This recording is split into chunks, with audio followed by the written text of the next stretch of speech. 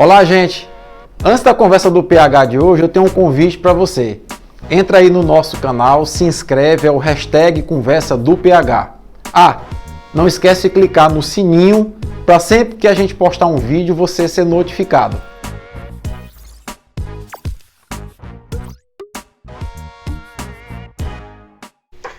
Oi, gente! Semana tumultuada, quente, cheia de fumaça e fogo. A Amazônia pegando fogo, o Brasil e o mundo também, né?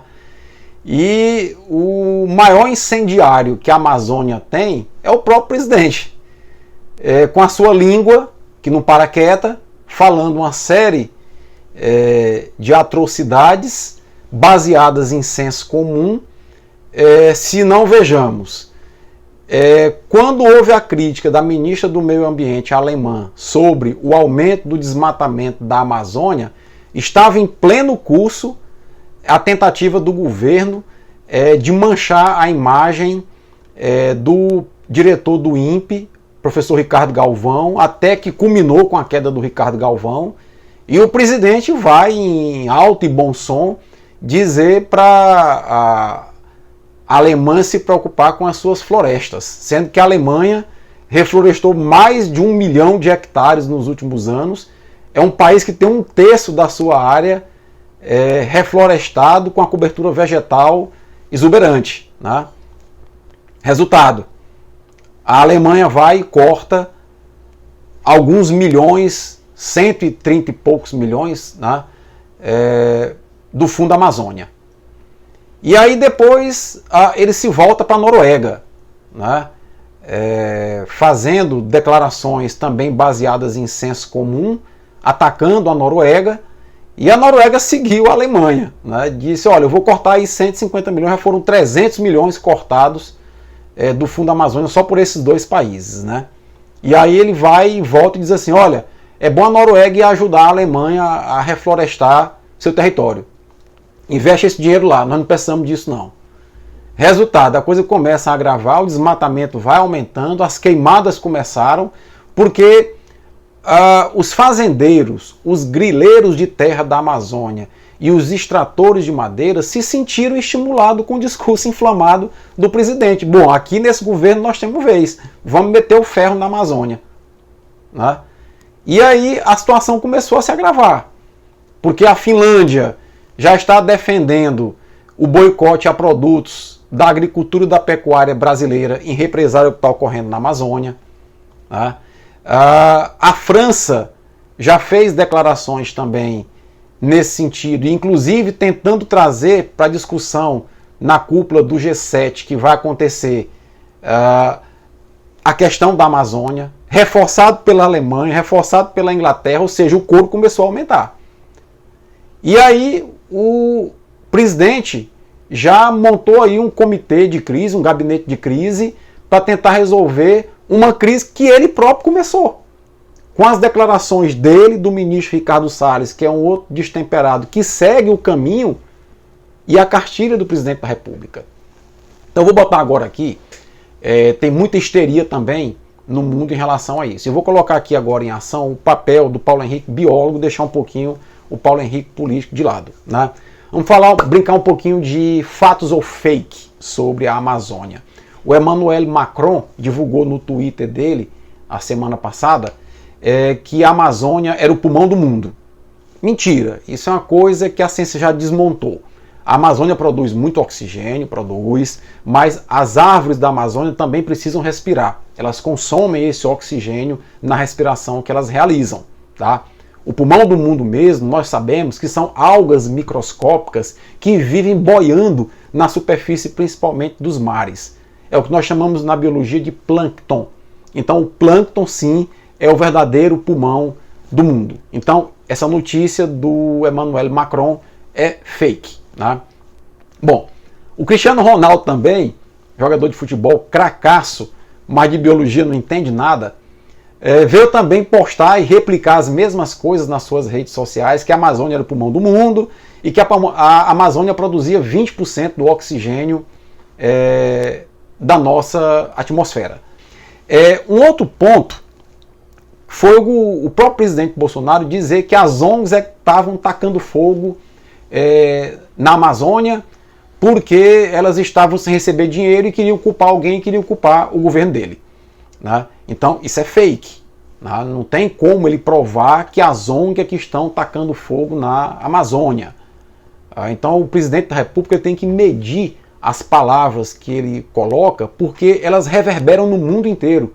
E pode trazer inclusive um caos econômico para o Brasil, na medida em que vários países europeus já estão se mobilizando no sentido de boicotar produtos brasileiros em relação ao que está ocorrendo na Amazônia. Bom, um outro ponto que é o seguinte: o climatologista Carlos Nobre, extremamente respeitado no mundo inteiro, ele colocou que desmatar a Amazônia e queimar a Amazônia vai alterar o clima mundial. Verdade, isso é fato.